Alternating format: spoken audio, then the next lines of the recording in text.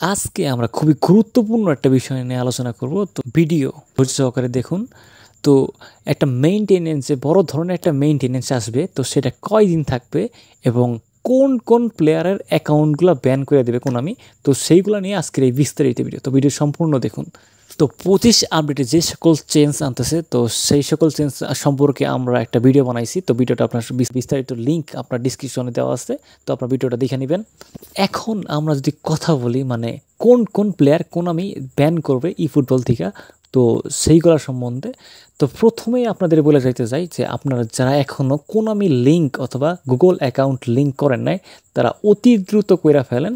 আপনারা যদি এখন মানে 25 আপডেটের আগে আপনারা যদি লিঙ্ক না করে থাকেন, মানে আপনার আইডি লিঙ্ক না করে থাকেন কোনামির সাথে, তো আপনার আইডিটা মানে ব্যান হয়ে যাবে, আপনি খুঁজে পাবেন না আর। এটা গেল প্রথম এক চয়েস।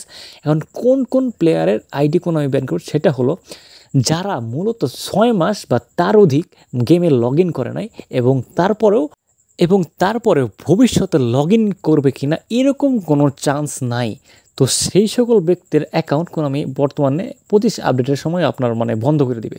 তারা ওই অ্যাকাউন্ট আর পুনরায় রিকভার করতে পারবে না। তো এখন তাদের জন্য একটা সলিউশন হলো, যারা 6 মাস বা তারও অধিক দূরে গেমে ঢুকতেছে না, লগ ইন করতেছে না, তারা মানে হয়তো ব্যস্ততার কারণে, যে কোনো কারণে তারা জাস্ট 25 আপডেটের আগে আপনি করতে পারেন কি, জাস্ট কয়েকদিন নিয়মিত লগ ইন করেন। আপনার ম্যাচ খেলা দরকার নাই, আপনার অ্যাকাউন্টটা বাঁচাইতে পারবেন। যদি আপনার খুব বড় ধরনের একটা হাই বাজেটের একটা অ্যাকাউন্ট থাকে, তো আপনি এটা সেভ করতে পারবেন। তো এটা হলো একমাত্র সেভ করার পন্থা বর্তমান অ্যাকাউন্টটা। আর দ্বিতীয়ত যেটা বললামই, যারা লিঙ্ক করে নাই এখনও কোনামি অ্যাকাউন্টের সাথে, মানে তার ই ফুটবল অ্যাকাউন্টটা কোনামির সাথে লিঙ্ক করে নাই অথবা গুগল অ্যাকাউন্টের সাথে লিঙ্ক করে নাই, তাদের অ্যাকাউন্টটা তো কোনামি পার্মানেন্টলি ব্যান করে দেবে, যেটা রিকভার করা পসিবল না। তো তাড়াতাড়ি করে ফেলেন।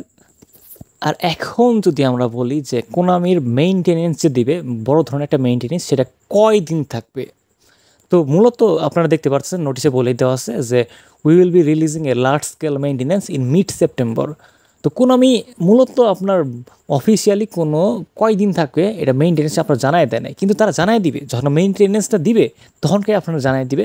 কিন্তু যেহেতু মিড সেপ্টেম্বর বলছে, তো ধরতে পারে আপনার 13, 14, 15 এই 3 দিনের মধ্যে তারা মেইনটেনেন্সটা শুরু করবে, এবং সর্বোচ্চ মেইনটেনেন্সটা তারা স্থায়ী করবে 2 দিন অথবা 3 দিন, অথবা 2-3 দিনের মধ্যে আপনার মেইনটেনেন্স ফুল রিকভার হয়ে যাবে।